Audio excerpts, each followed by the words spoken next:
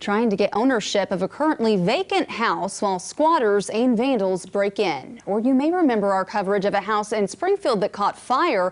The fire department reporting tonight that house was also vacant. Our Colin Lingo joins us after hearing from city leaders who say these two stories are a symptom of a bigger issue they hope to cure. Colin.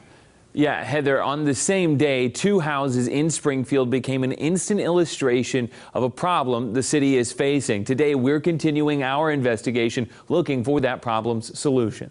Vacant homes are an issue in our community, and in particular, a safety hazard. Whether it's by catching fire like this one on Division, they busted the lock off the back door, or by hosting squatters and vandals like this one on Kentwood. Vacant homes in Springfield pose a number of threats to the city's overall safety.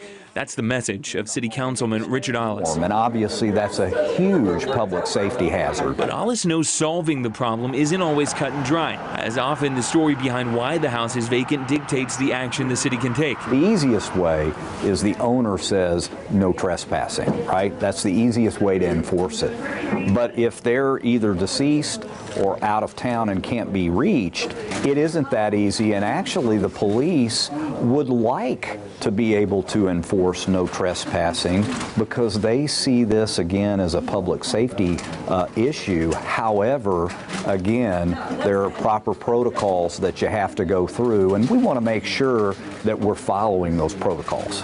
You see, the way Ollis explains it, being on property that isn't yours doesn't constitute trespassing, meaning cops can't just bust up the place. Obviously, property rights are a big part of this, and if I am a property owner that allows people on my property, then obviously enforcing no trespassing would be against the will as my property owner. Which is why Ollis says he and other city council members are starting to look for new legal grounds to keep these vacant structures free of unwanted guests. Is there a way that we can then look at an unsafe property and keep kids and others away from it in fear that they might be injured or hurt?